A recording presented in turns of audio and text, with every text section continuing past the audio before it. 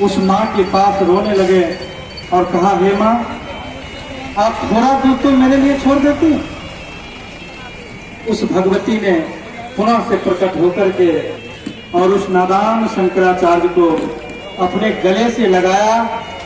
और गले से लगा करके उस रोते हुए शंकराचार्य को अपनी स्तनपान करा करके और जो दिव्यता, जो श्रेष्ठता उसके अंदर समाहित किया, वह आज के समय में किसी भी महापुरुषों के पास शायद ही होगा जो शंकराचार्य के पास था। भाइयों बहनों, तो क्या था, वह उस माता के अंतरात्मा की ज्ञान उस स्तनपान के माध्यम से जो कराया गया था, वह जन्म जन्मांतर तक शंकराचार्य भगवान के जीवन में उतर गया था। आइए हम सब के जीवन में भी माता गायत्री जो कामधेनु है, हमने आपको बताया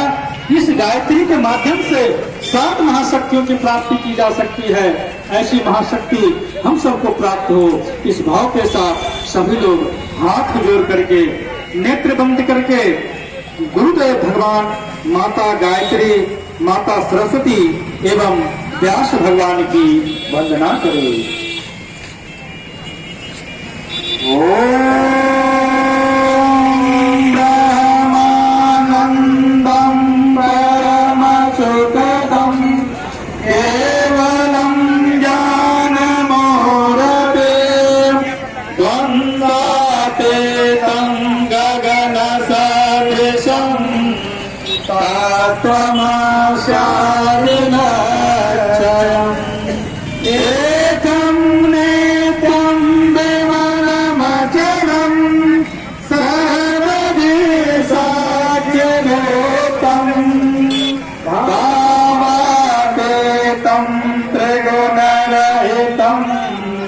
सद्गुरुं तं